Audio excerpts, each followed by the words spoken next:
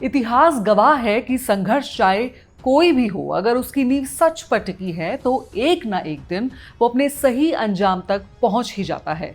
वैसे ही करीब 500 सालों से चले आ रहे इस लंबे संघर्ष का भी अंत हुआ जब प्रधानमंत्री नरेंद्र मोदी ने श्री राम की जन्मभूमि अयोध्या में भव्य राम मंदिर की आधारशिला रखी। नमस्कार, आप देख रहे हैं कैंडिड व्यूज और मैं हूं योजना भारद्वाज। आज मैं बात करने वाली हूं राम मंदिर और उससे जुड़ी लाखों करोड़ों लोगों की आस्था की और प्रभु श्री राम के राम राज्य की। मैं आपको ये भी बताऊंगी कि महात्मा गांधी के सपनों का राम राज्य कैसा था, क्या था राम राज्य का असली मतलब, क्यों गांधी जी ये मानते थे कि राम राज्य का मतलब सिर्फ हिंदुओं का शासन नहीं है।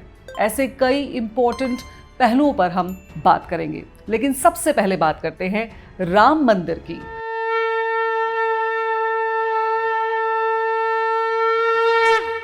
राम मंदिर का निर्माण पूरे देश के लिए गर्व और सम्मान की बात है।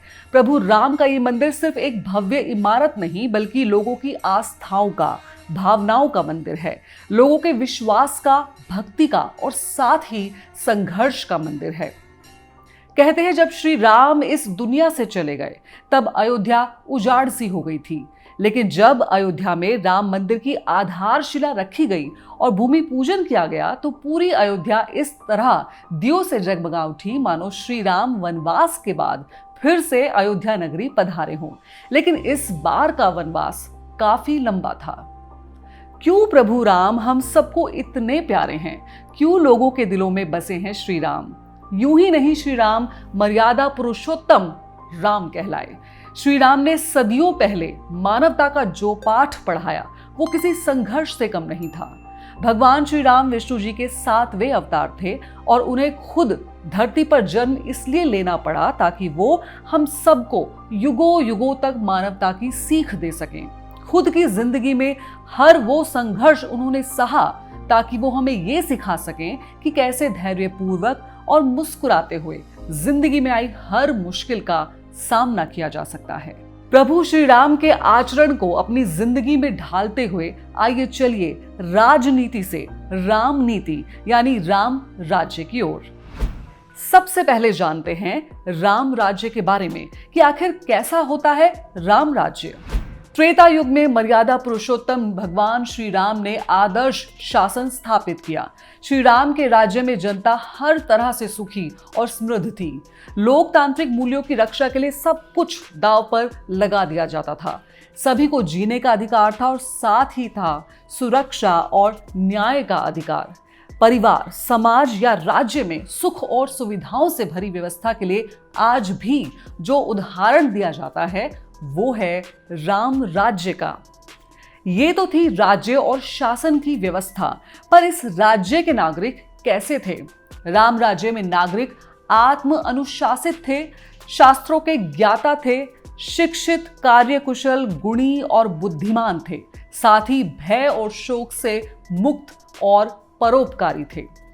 तुलसीदास जी ने स्वयं रामचरितमानस में कहा कि दैहिक दैविक भौतिक तापा, राम राज नहीं काहू ही व्यापा, सब नर करहि परस्पर प्रीति, चलहि स्वधर्म निरत श्रुति नीति। इसका मतलब ये है कि राम राज्य में दैहिक दैविक और भौतिक ताप किसी को नहीं व्यापते। सब मनुष्य आपस में प्रेम करते हैं और वेदों में बताई हुई नीति यानी मर्यादा में तत्पर रहकर अपने अपने धर्म का पालन करते हैं। वहीं महात्मा गांधी ने भी राम राज्य का सपना देखा था, लेकिन उस वक्त राम राज्य को लेकर काफी भ्रांतियां थी। दांडी मार्च के दौरान उस समय फैल रही भ्रांतियों को दूर करने के लिए गांधी जी को 20 मार्च 1930 को हिंदी पत्रिका नवजीवन में स्वराज्य और राम राज्य शीर्षक से एक लेख लिखना पड़ा। क्या आप जानते हैं कि इस लेख में गांधी जी ने क्या कहा? गांधी जी ने कहा था कि स्वराज्य के कितने ही अर्थ क्यों ना किए जाएं, तो भी मेरे नजदीक तो उसका त्रिकाल सत्य एक ही अर्थ है और वो है राम राज्य। यदि किसी को राम राज्य शब्द बुरा लगे तो मैं उसे धर्म राज्य कहूंगा। राम राज्य शब्द का भावार्थ ये है कि उसमें गरीबों की संपूर्ण रक्षा होगी, सब कार्य धर्म पूर्वक किए जाएंगे और लोकमत का हमेशा आदर किया जाएगा। महात्मा गांधी ने अपने अर्थों वाले राम राज्य के निर्माण में महिलाओं की भागीदारी को अनिवार्य बताया। 16 जनवरी 1925 को महिलाओं की एक विशेष सभा में महात्मा गांधी ने कहा था, मैं सदा से कहता आया हूं कि जब तक सार्वजनिक जीवन में भारत की स्त्रियां भाग नहीं लेती, तब तक हिंदुस्तान का उद्धार नहीं हो सकता। गांधी जी जाति व्यवस्था को राम राज्य के लिए सबसे घातक मानते थे। वो आर्थिक असमानता को भी राम राज्य के लिए खतरा मानते थे। आज राम राज्य को एक खास धार्मिक संप्रदाय से जोड़ा जा रहा है। गांधी के समय भी ऐसा प्रयास हुआ था।